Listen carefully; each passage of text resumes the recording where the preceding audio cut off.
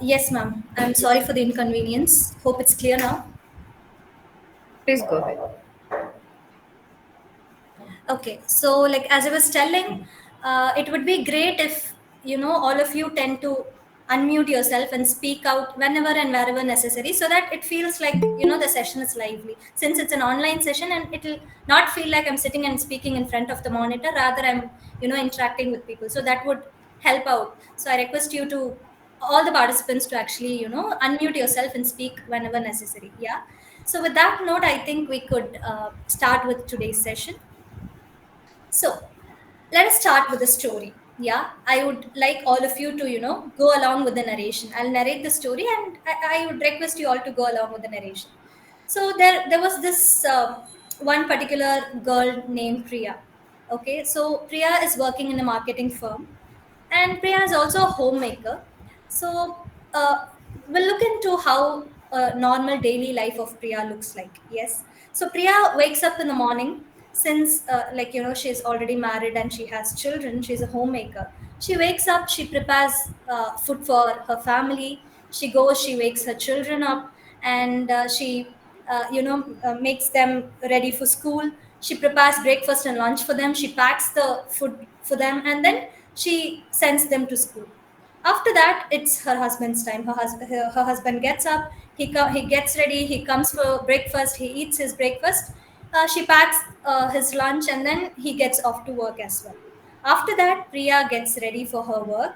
She goes, she dress up herself, she packs her lunch and breakfast for herself, and she drives back to work all by herself.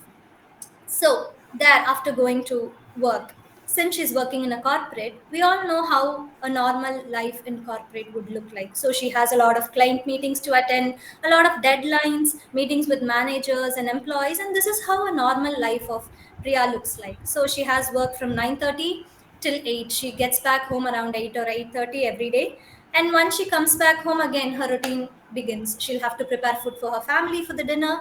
Everybody eats. She does few of her works at home, and then she goes back to bed. So this is how a normal routine life of Priya looks like. So Priya was initially in the recent times she was awarded as the best employer award by her company. She was given the award for that, and this is like pretty much quiet how her life looks like. So Priya has one habit right from the beginning. She usually takes up projects whichever the manager gives her. She, like, be it any project, if she's already having a lot of projects, ahead, she still doesn't say no. She takes up projects. She sometimes even works late night, and she mostly doesn't tend to go for any vacation or trips, fearing that what if I lose my recognition, what if I don't get recognized for the work I do at my company or being sold. She never tends to go for vacation as well. So Sonna Madri, all her life looks like this from Monday till Saturday, the routine life that she does. And during Sundays, she has a quite long time for her to sleep. She wakes up a bit early compared to other days. And after that, what happens is she does all her household chores during Sunday, right? Apart from that, she also sends mail to the clients. She responds to client mails. She sends mails to her manager, and she prepares for her Monday's work. So this is how her Sunday also goes by. So this is how it was going for a very long time. And what happened was, all of a sudden Priya started missing deadlines. She started missing client meetings. She started taking frequent leaves, telling a lot of reasons, like I'm not well, I'm ill, I'm having headache, and so many reasons she started taking off quite frequently. So after which there was a client meeting that she has to attend and that she has to present, and unfortunately she just collapsed that meeting. That was when the manager actually noticed Priya was undergoing something, and we all know her story because I narrate the story. We all know her story. But the manager, being on the other side, he doesn't know the story of Priya. So what happened was, he initially yelled at her, was angry on her, and after that, when he got to talk to other employees, her colleagues, he got to know, okay, she has to undergo some, she has to get some help. He referred her to a counselor, and psychologist basically, and Priya was actually diagnosed with a condition called burnout. So any idea what burnout is? Yes. Can anybody unmute yourself and tell me what burnout is? I've given you the story of Priya. Yes. So burnout is basically when you take things more than you can handle, and you keep doing it until you get overwhelmed, and finally you're not able to do anything. You get into some task paralysis, something like that. Yes, exactly. That's right. May I know your name, please? Aisha. Aisha. Okay, thank you, Aisha. Yes, Yes. Sridhar. So, Yes, anybody else? Anybody else Yeah. would like to add on? Yes.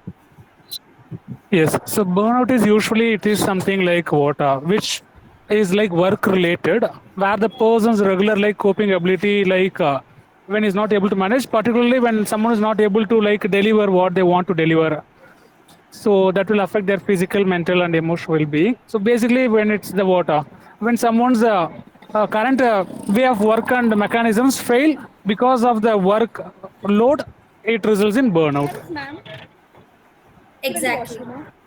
Yes. So that is actually burnout. So there are two people who beautifully gave an example and definition for burnout.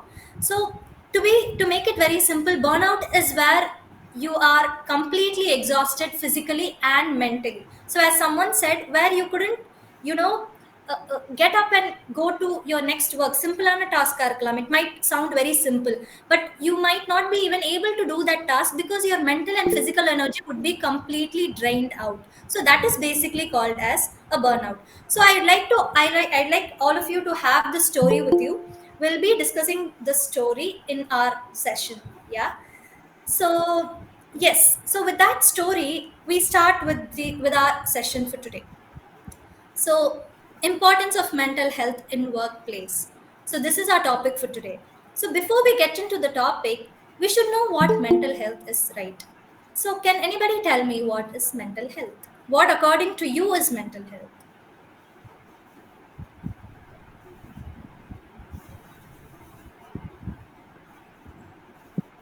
Yes, mental health anybody? is, yes, it is Please. basically your well-being, uh, Mm-hmm.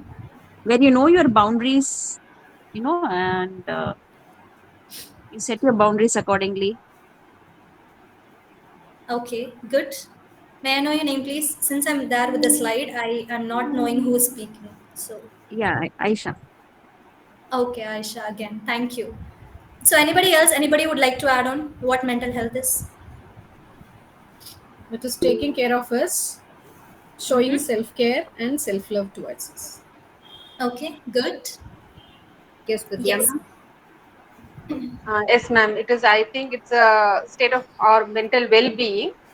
It helps us to cope with the stresses of our daily life. It helps us to realize our limitations and our capabilities and how to work in a balanced manner. Superb, superb. Very good answer. So, all of your answers are actually right.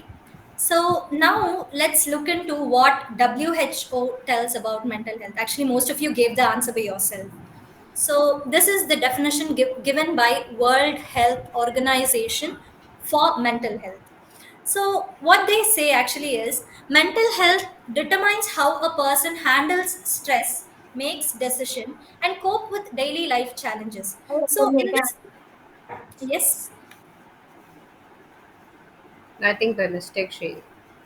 okay, okay. So, in the current era where we are actually living, do you think it's possible for us to live without stress? Can anybody say I don't even have any stress in my life?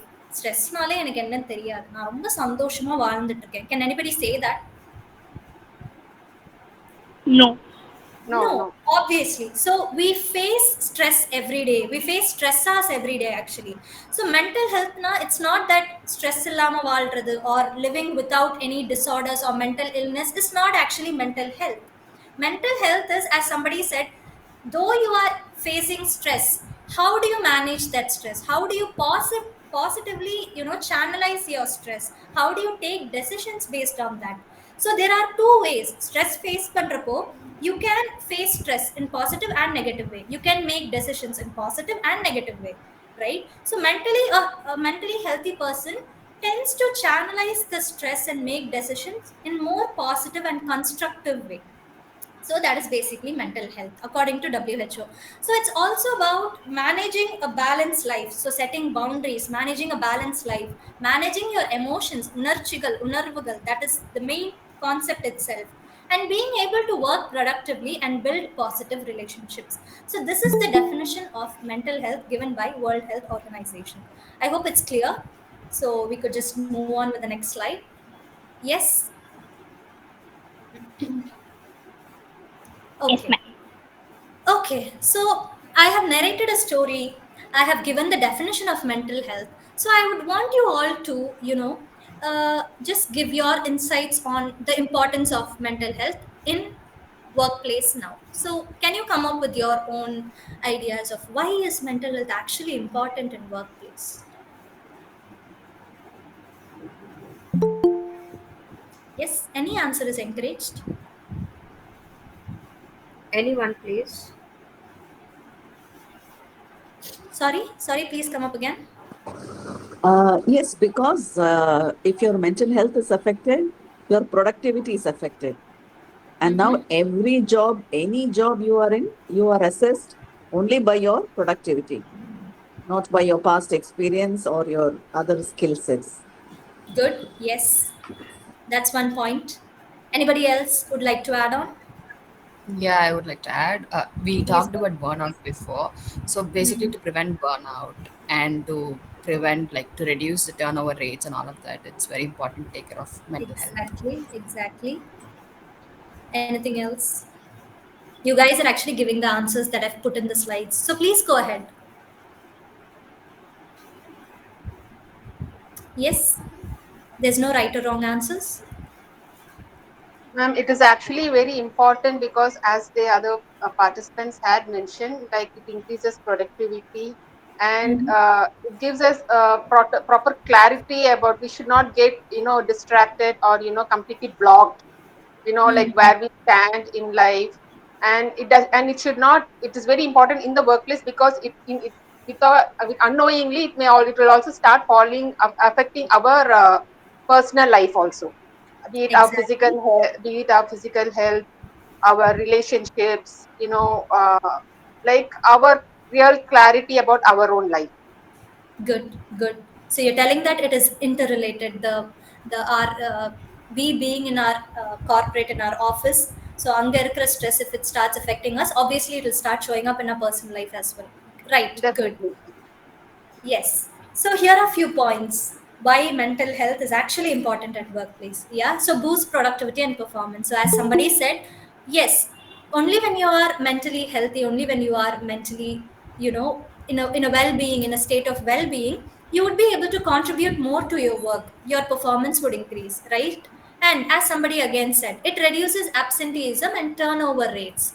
Yes. So turnover is basically when too many employees leave a company or quit a company because of a lot of stress that they face. So that is basically turnover, the employees quitting the job, right? And it also improves workplace relationships. So you start communicating better, you start building assertive communication with people only when you are mentally healthy, right? So these are few points, and along with that we also have it actually enhances employees retention and satisfaction. So what happens in the case of Priya was not satisfied with her work. Why? Because she was overloaded with work, right? She was given a lot of work. Yerkanave, she'll have a lot of work to do, the projects to complete. But along with that, she was also given a lot of work, add-ons.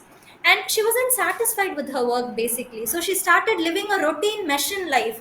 Kalila and Choma, we did things at home. We go to office. We do things at office. Come back home again. Live, machine monotonous life. So she was basically not satisfied with the work that she was doing. So that was one of the main reason for her to actually get into burnout.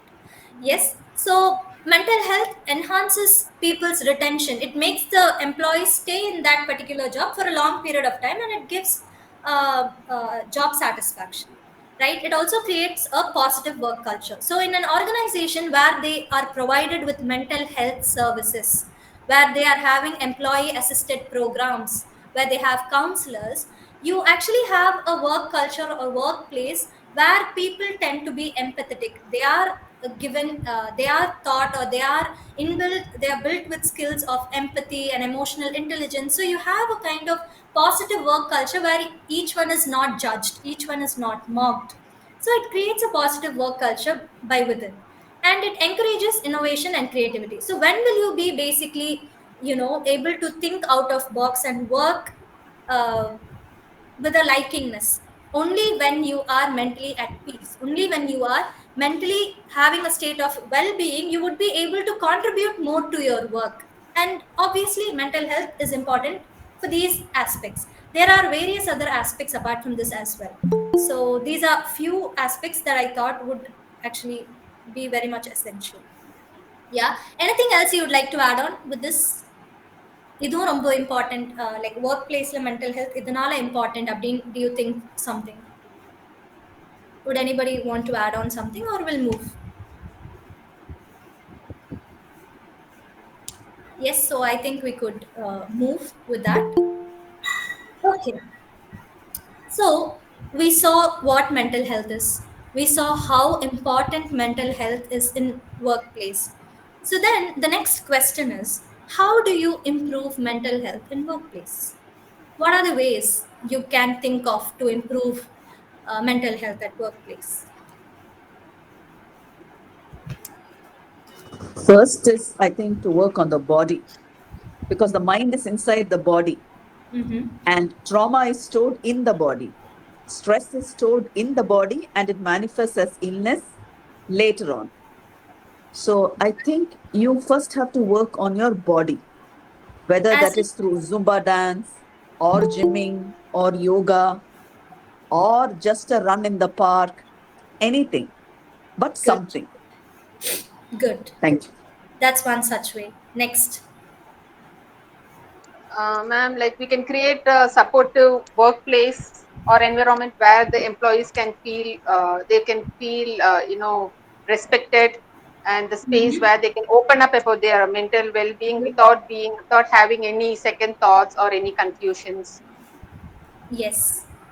Nice. Anything else?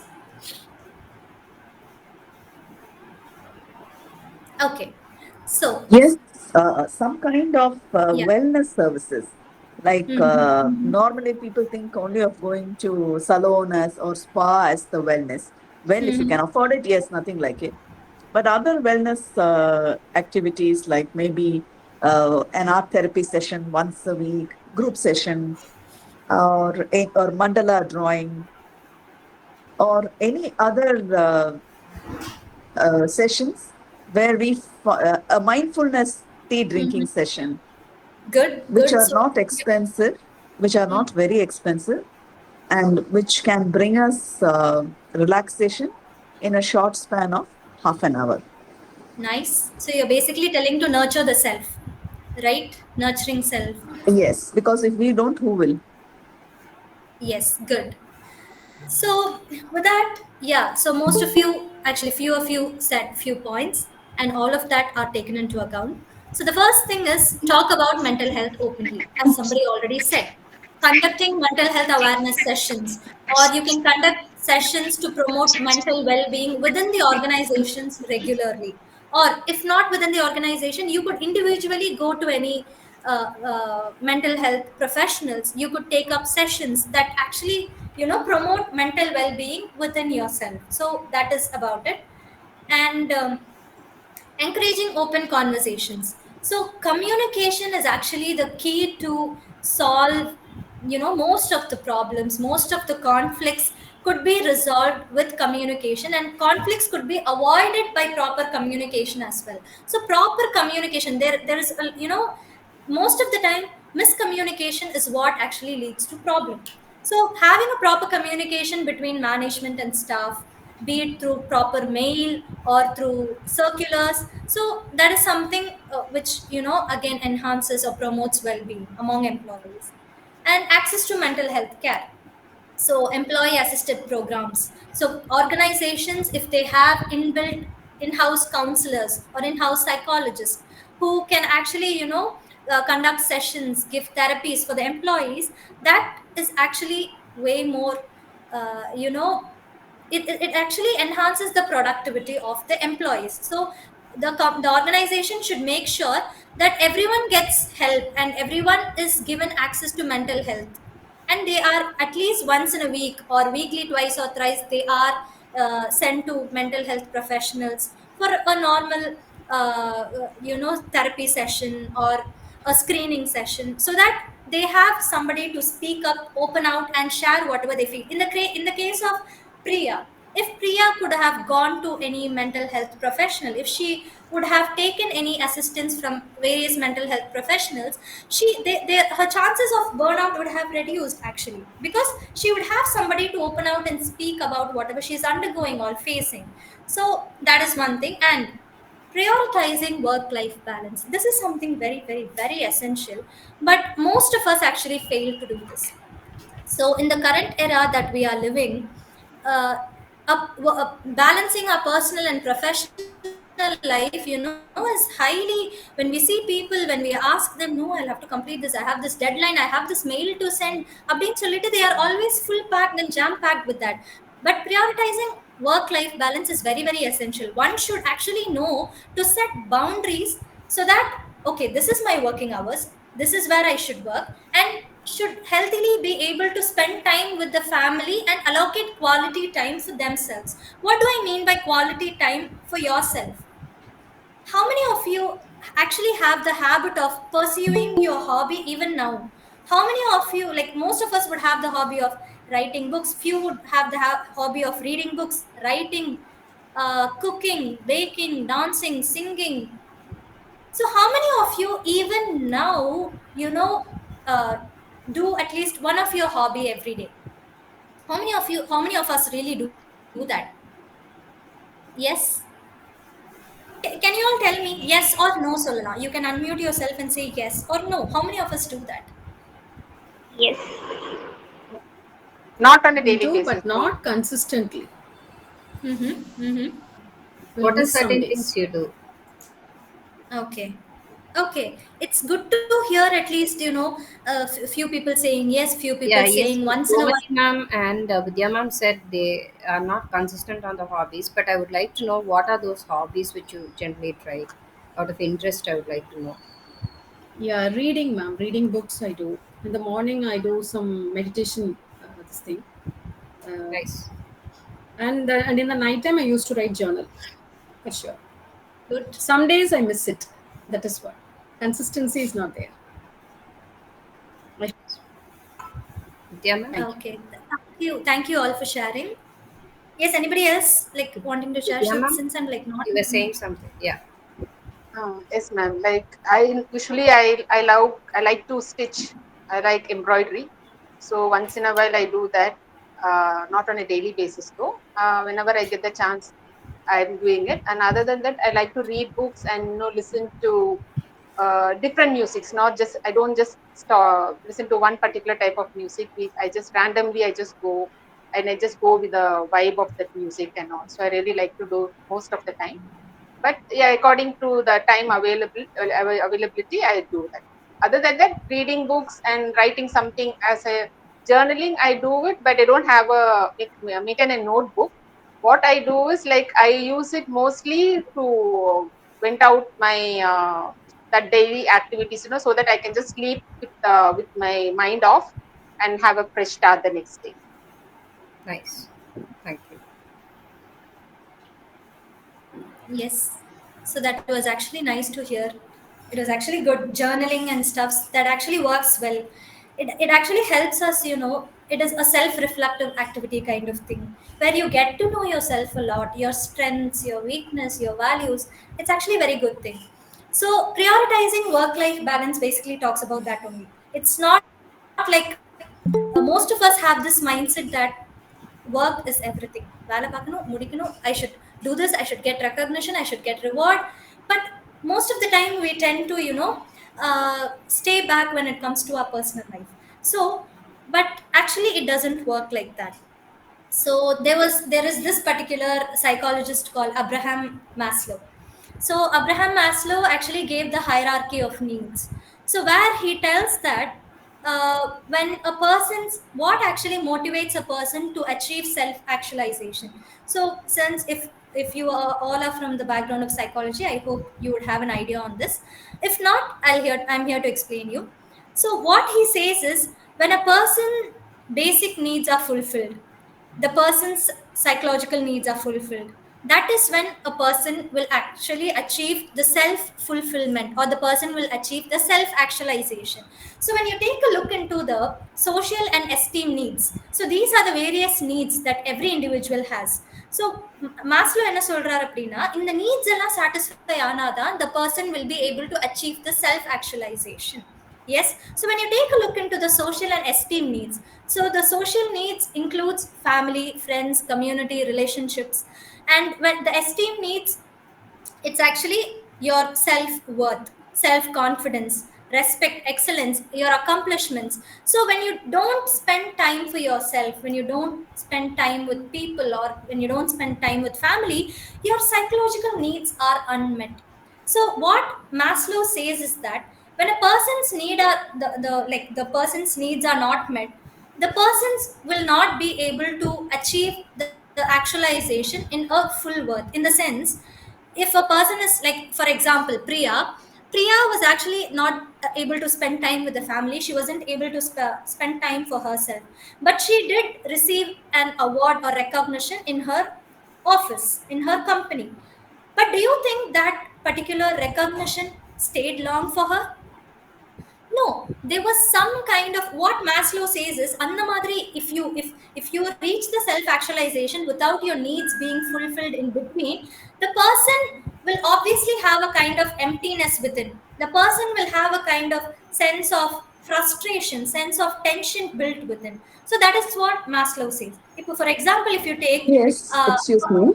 But you do yes, realize that, Anjana, you do realize, right, that nowadays esteem, that self-confidence, respect, excellence, accomplishment, all that is met only through your workplace, because social structure has changed. However great a cook you may be, your family will take you for granted. Your mother-in-law will always be critical of your cooking. So where is, and you may be a CEO at your office, but when you come home, your daughter will scream at you for having forgotten to buy something that she wanted. So this esteem that you are talking about is now coming because of the changed social structure. Once upon a time, we lived in communities, right? Now we don't live in a community at all. We just live in a very, very small circle. Therefore, all this esteem, self-confidence, respect, excellence, accomplishment, everything, even friendships. Nowadays, work friendships have become your friends. Work friends have become your friends. So that is why people are so tied down to work. And it's not about money. It is not about, because recognition is coming only from that quarter, right? Only from work. Where else is recognition coming from? In everyday life, I'm saying. yes, exactly. So that is what I was actually telling. So when a person, when we take the example of Priya, she was very good at her office. She got the recognition and award. But according to Maslow, what you actually say is very true, ma'am. In this, as you said, the social structure has changed. But the thing is, what Maslow says is, though you achieve that actualization, you will have some kind of emptiness within you, is what his theory is. So only when these needs are met appropriately, you will be able to achieve the fullness, is what he says. So that is where his theory basically comes, or that is where his theory basically stems from. So it is not, yes, work nowadays, work has become like everything for us. So as you said, when we don't get recognition from anywhere, be it family or friends or anywhere around, I feel at least you should spend some time for yourself, valuing you and recognizing the efforts that you take. So the self motivation that you give for yourself, or the places where you actually recognize your efforts, that comes under esteem needs according to Maslow. So at least something you do in order to make you feel recognized, valued, and rewarded. So this is with the prioritizing your work-life balance. After that, asking feedback. So any organizations can have this system of empowering employees to actively contribute to feedback sessions, like where is mental health uh, drawback and where can we improve it, how could we improve mental health programs அப்படின்ற ஒரு feedback sessions could be given to employees could be empowered to give feedbacks on this aspect. Then recognition and rewards. So recognition rewards play a very major role for any employee to enhance his or her mental well-being. See, for example, you do something, you do a lot for your company, for your organization, you put in a lot of efforts, but when your efforts aren't recognized or when you aren't rewarded for that, what generally tends to happen is your self-esteem tends to get low. You tend to feel frustrated, irritated. So recognizing and rewarding employees plays a very, very major role in enhancing the mental health and mental well-being of any employee. Yeah. um, yes, so after that, yeah, okay, so we saw about mental health. What is mental health? How WHO defines mental health? Why is mental health important in organizations? And how to improve or enhance mental well-being in organizations. So now we'll talk into more personal terms, right? So இதெல்லாம் summarize பண்ற மாதிரி there is uh, one short information I wanted to give you all. So this might be your take-home message. Yeah. So Stanford University did a research. Yes, they did a research on how successful a person can be, like how to make an individual successful or how to enhance the overall well-being of the individual. அப்படின்னு சொல்லிட்டு Stanford University did a research, and they found out that if a person has these four cues in his or her life, the person is successful, or the person is having an overall well-being, good well-being. Yeah.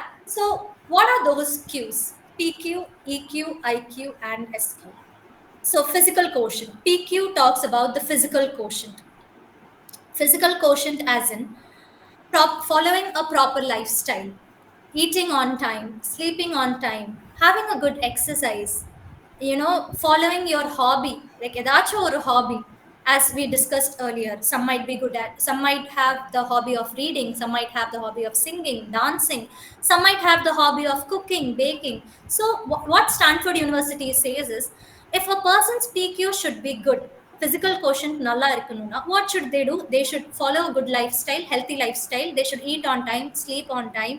They should have exercise, good exercise, and they should follow their hobby every day. If not every day, maybe, as like we might tend to miss out some days. If not every day, at least twice a week or thrice a week. So in the மாதிரி hobbies follow பண்ணணும். So இதெல்லாம் ஒரு person பண்ணா, all these things, three things if a person does, they say that the person has a good PQ, physical quotient. The next one, EQ, emotional quotient. It is also called as emotional intelligence, as most of us would know. So it is basically realizing and understanding your emotions, identifying and understanding others' emotions. So that is basically EQ.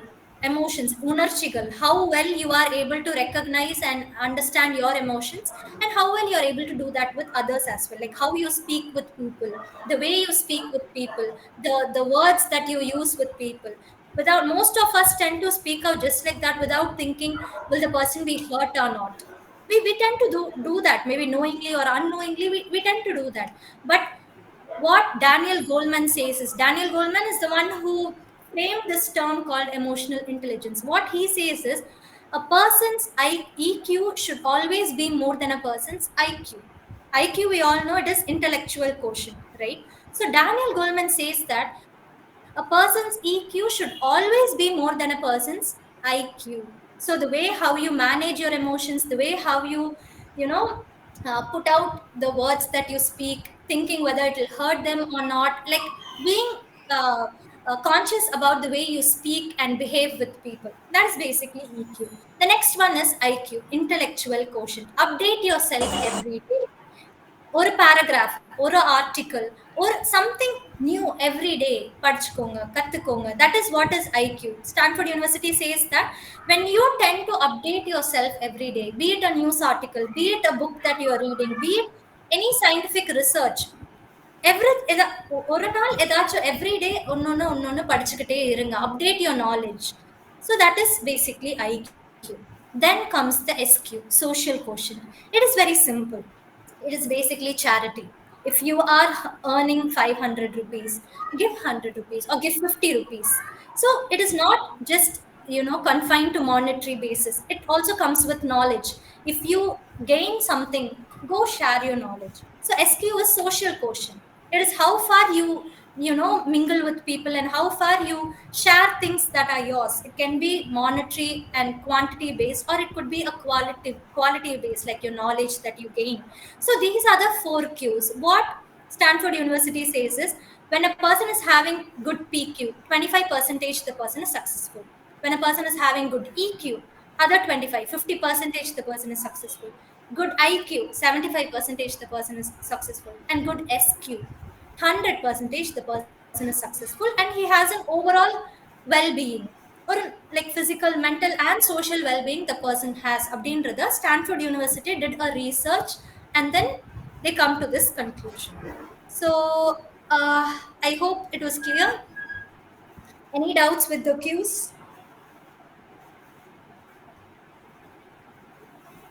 Yes, any doubts with the cues? It's very clear. No, ma'am, clear. Okay, so I hope you guys take something from this session and start it from today itself. It can be the cues that you learned, or it can be the mental health definition that you learned and you start implementing it in your life. So something you could take it as a message from today's session, and you can start implementing it in your life from today. Yes, so with that note, maybe with a small breathing exercise, with a small mindfulness exercise, I would like to complete this session. Yeah, so I hope most of you would have come across this technique, box breathing. So what you'll have to, yes, are we all ready to do this? If so, I'll give you the instructions. Yes, can we do it together? Yes. Yes, okay. So what you'll have to do is, you'll have to inhale for 4 seconds. Okay, I'll be counting. You'll have to inhale for 4 seconds. You'll have to hold that breath for 4 seconds. You'll have to exhale for 4 seconds, and you'll have to hold that for 4 seconds. Simple, right? Yes. Can we go ahead with that? Yes, are we all ready to do? Sit comfortably, sit like wherever you are, make yourself comfortable. Can we all go ahead with that?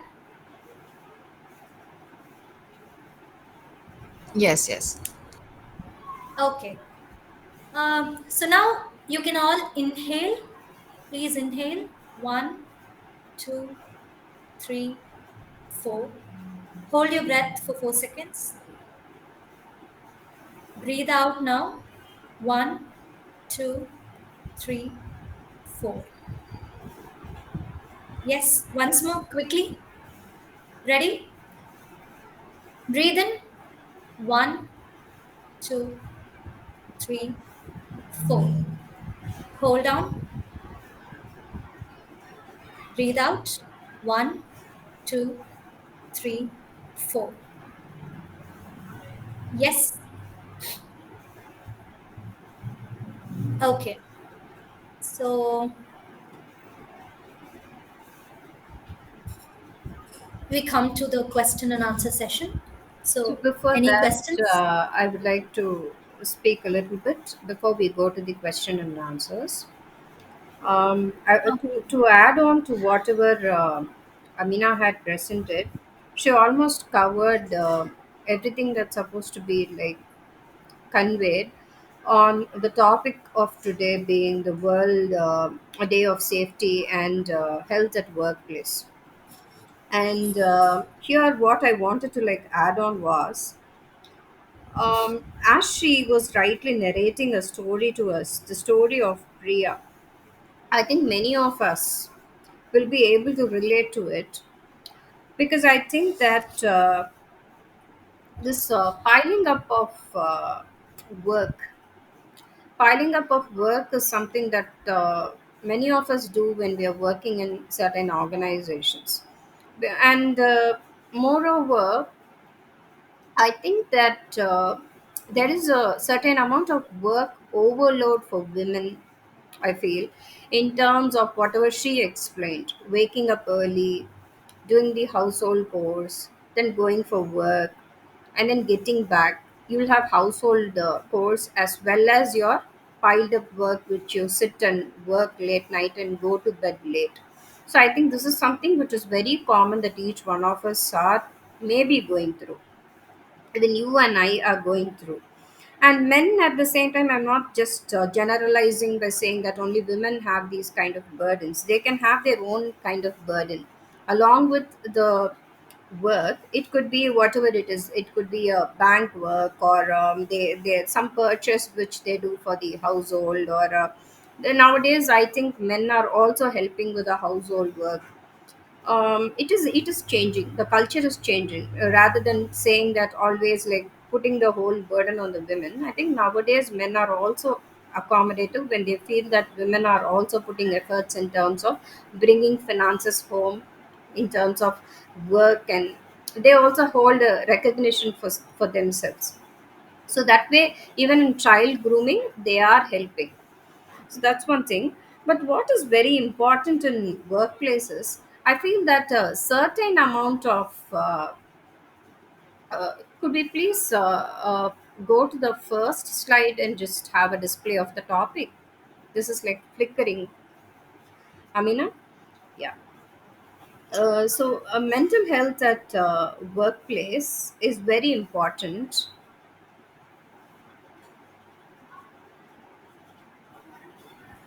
Yes, ma'am. Sorry. Can we either go to the first slide? Can we go to the first slide? This is just flickering, Yes. which is like disturbing the concentration. Okay. Can we please go to the first? Can we go to the topic slide? The first slide, Yes, ma'am. prior to it. This one is the first slide, ma'am. You had the topic, no? You had the topic, right? Yeah, thank Yes, you. ma'am. Thank This you. one. Yes, thank you.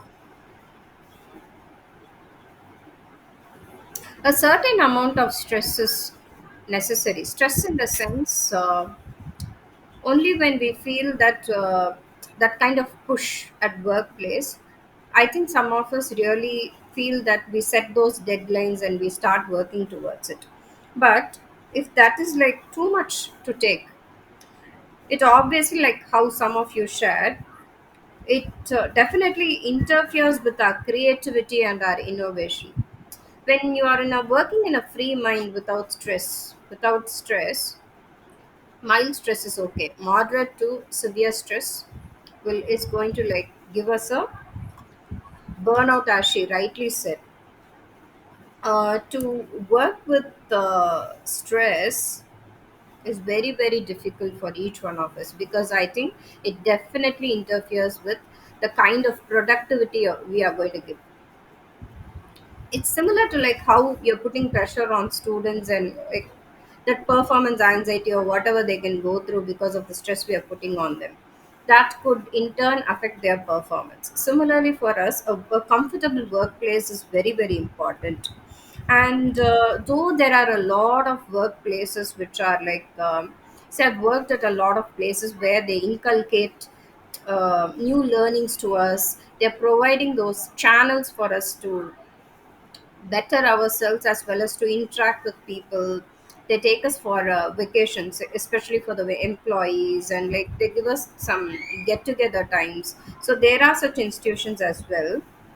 But unfortunately, there are a few institutions which can be a little difficult to put up with. there can be various reasons why certain work environments are not providing us that kind of free mind to work. One can be lack of empathy. It can be a good job with a bad boss. It's one of my experience. It was a very good job of a student counselor in a particular school, and I could sense a pure lack of empathy from the principal. And there's a lot of internal politics in terms of who wants to be the next coordinator, and sometimes they are very scared. They're scared of the student counselor. The reason being that the students will come and complain to them about certain things which happened in the classroom, like body shaming certain students, or speaking in an inappropriate way. For example, if a girl and a boy are talking to each other in that particular school, girls and boys should not talk to each other. So if a girl by mistake like turns back or looks at a boy, or says something, then they are being questioned in front of the others, asking them questions like, are you both in love with each other?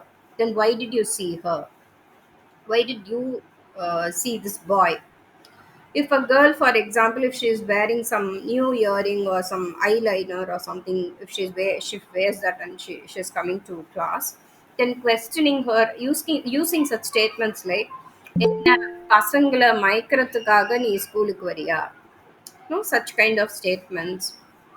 Or like any kind of shaming in terms of marks. We are not supposed to reveal marks in front of the others, I feel. So when they're distributing the answer sheet, you tell that you call out the mark, and you mark that particular child in front of the class. And that happens, it's brought like a culture within the class where the others are laughing at that child or teasing that child because that child got low marks. And you also say, you don't mingle with so and so child, so that like you will also get spoiled like this type. There are teachers who say this. So sometimes in a session, when some are feeling so offensive, there are children who indulge in self harm, like cutting or no. And some there can be something like sexual abuse which could have happened in the school somewhere with a younger in the like someone who's older can abuse someone younger, and we come to know through someone, and like we're just interacting with them, no such things. So I think somewhere due to a lack of awareness or whatever, that particular institution would never allow, after certain episodes of certain things which was being conveyed to the counselor. And we need to address it immediately. There are certain things which you need to immediately address with the management, because you're working there and you have a responsibility as a counselor to handle certain things. So when you go ahead with it, there is some threat for the principal as well as the other teachers and the um, coordinators. Why is the principal fearing so much is because she has also been a teacher earlier who's promoted as the principal now. So there is so like this particular institution, like in this particular institution, I would say that there was one girl who was indulging in cutting, and she was my. I was looking at her every. She was my client in the sense I was looking at her once in 2 weeks to call her and talk to her. So one particular day, this girl has done cutting and in school, and the coordinator takes the particular child to the principal, because after a certain period, when such things are coming out and it's very disturbing for certain people, they make a rule that the student counselor can just sustain there, but she will not attend to students. And the reason they gave that, they are busy with academics, so don't disturb them, kind of statement. And they used to pay the salary, they used to give the room for just sitting there. And that also would be like a like burnout when there is underwork. Overwork can cause burnout. Under, you don't have any work, you'll go, you'll sit, you'll come back, that will also be like a burnout for you, stress for you, that will create stress for you. Now the point here is that that particular child was taken to the that particular principal's room. The principal had communicated to that particular child saying that, why are you cutting your hand? Why don't you cut your face? Is a statement which the principal said by closing all the doors. And this girl, after that particular session, she comes to me and she says this to me. So I take it to the management the next day because I need to address these things when it involves self harm of someone below the age of 18. Then what happens is this group of people who are really like scared of whatever information being leaked or no, they do some politics and constantly keep me under pressure. They constantly keep me under pressure, and there are certain things that we can see here. See, the needs of people can be lack of empathy. There can be internal politics. There can be a need to get a promotion. There's a need for that principal to sustain in that principal's position. There can be a lot of backstabbing in terms of taking the place of the vice principal or taking the place of the next coordinator. There can be groupism. We are all one team, we should be together. Don't let an external person come inside, whatever, no? So this is a very toxic environment to work with. So certain things in such an environment, what we can try is to focus on your task. Any kind of toxic environment, I will focus on my tasks, and then I will maintain boundaries. This is my limitation. I will not interfere with you. You don't interfere with my role. Is some boundaries which I can set. And if I feel that it is like disturbing me, as she was Amina was rightly said, the kind of physical activities that we can like involve in after work hours, and use assertive communication with people. So I'm not hurting anyone, but it's my need to speak for myself. I will talk, I will use the right language to talk, and I will assert for myself. So if I constantly feel that there is no change, see, change should be from both sides. So in this no in this kind of scenario, we do understand that people are more comfortable when you move out, and if you're going to sustain there, it's not helping your own mental health. Because I used to be every day going back home and just telling my husband that this happened, this problem happened, that problem happened, and he used to tell me that what is the point in you going so far and all that, no? And so this is an example of a good job under a bad boss. And when we feel that the environment in which we are working is toxic, it's okay for us to choose another job. I can very well choose some other place, is what I'm trying to say. If Because as long as it is not disturbing your mental health, it is okay. But after a point, if you feel that it is affecting your mental health, for no mistake of you, there's in such situations there's nothing that I can do. See, if they say that this particular job or role, we need more of support from you, or this is what we are wanting, we want you to do these tasks. If they talk in that way, we will be willing to sit for a negotiation and to like also imbibe what we want. No, if it is going to give us some betterment. But in certain situations, if it is very toxic, then I think the best thing to keep our mental health in a good place is to look for a change in job. And as mental if most of you as a mental health professional in our own professions, we can go through a lot of stress. Why? Because on a day to day basis, we are not meeting people who are coming and telling us their happy stories, but they're talking to us about their hurt feelings. We are working with people's emotions. Sometimes we are in a place where we need to radiate positivity in order to help people going through negative emotions. So this being the scenario, it would be always good for us to look into our own mental health and to look into relaxation, like physical activities. Or what I use is travel. Whenever I get time, I like to travel, visit different places, something of like natural scenarios, or like something like I like to sleep whenever I get time. It's a very good relaxer. I feel I will sleep whenever I get time to relax myself and refresh myself. All other points were very beautifully covered by Amina. And I think like what is more important for a workplace is the culture of care. The culture, if it's going to imbibe knowledge, confidence, you need to feel respected, engaged with the heart and the mind, whatever work you are involving yourself in. So this can lead us to uh, a stronger professional growth, which is closer to what you aspire. We grow for the better, we are moving forward, and safer and protected, healthier together. None of us can only say that only I am only part of the work. No, we have to interact with many people in order to do whatever work we are doing right now. So this is what I wanted to like add on to what Amina said. And I really want to thank Amina for giving this beautiful presentation for all of us.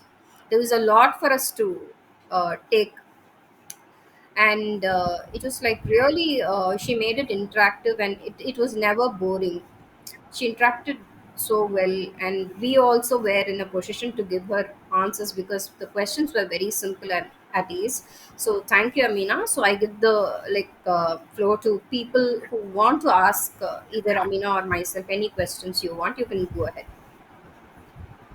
If you want to give us feedback, you can give us.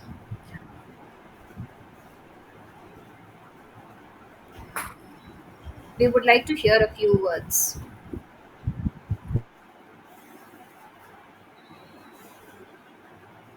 Yes, ma'am. Yes, ma'am. Actually, the presentation on the importance of mental health at the workplace is definitely a very needed one in the scenario that we are in right now. Irrespective of the area, I mean, sectors of work that we are, people are segregated, and the present and the questions that what that Amina had presented about that Stanford University's research on that four cues, that was really interesting.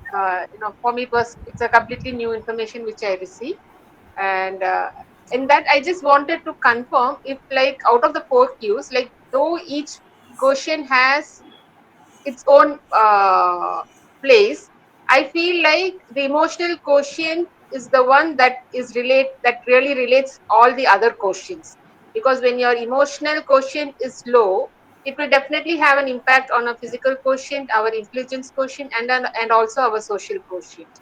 Is it right, Possible. ma'am? Possible. Very much possible. Yes. Thank you so much. A few words about Amina's presentation today. We would like to hear Yeah, from. ma'am, she presented very beautifully. Superb, Amina. Really simple, and Thank you. your Thank you so much. explanation is very understandable. Um, you have clearly explained about the mental health in the workplace, and how to improve the mental health and the Maslow's theory. And your interaction with this is more beautiful. Thank you so much. Yeah, yeah. Overall, it's a very beautiful presentation. Thank you. Thank you. Anyone else who wants to give a few words about today? All right, I pass it on to Amina. You can give your feedback to us before we close. Yeah. So, firstly, I would actually like to thank Swati ma'am. Thank you, ma'am, for giving me this opportunity. Thank you. So, apart from that, I really feel so glad to have, a wonderful set of audience. You guys are actually interactive. So, that actually motivated me to do much better, actually. So, when the audience tend to be interactive and give their insights, that would actually boost us and motivate us to make the session even more interactive. So since it's an online session and you guys were coming up with your answers and insights, so I would like to really thank you all for that and appreciate that as well. And yes, any questions? If you have any questions apart from giving feedback, you can go ahead with that. Else, I hand it over to Swati ma'am.